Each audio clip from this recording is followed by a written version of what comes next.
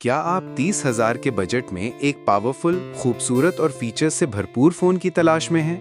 तो मुलाकात करें Oppo A5X से, जो कि 2025 का सबसे ज़्यादा चर्चाओं में रहने वाला बजट स्मार्टफोन है। Oppo A5X में 6.67 इंच का IPS LCD डिस्प्ले दिया गया है, जो 90 हर्ट्ज रिफ्रेश रेट और 1000 निट्स ब्राइटनेस के साथ आता है।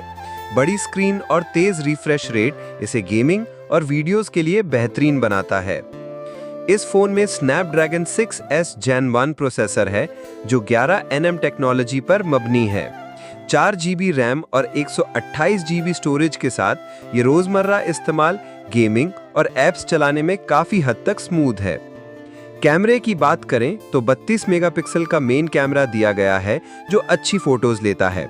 साथ में 5 मेगापिक्सल का फ्रंट कैमरा सेल्फीज के लिए मुनासिब है।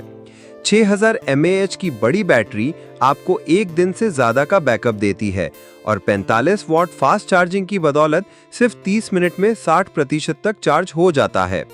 स्पेशल फीचर्स: ये फोन Android 15 पर चलता है, जिसके साथ कलर OS 15 की सादगी भी शामिल है।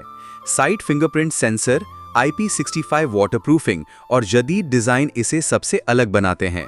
Oppo A5X 30,000 के बजट में बेहतरीन डिस्प्ले, पावरफुल प्रोसेसर और बड़ी बैटरी के साथ वाकई एक मुकम्मल पैकेज है।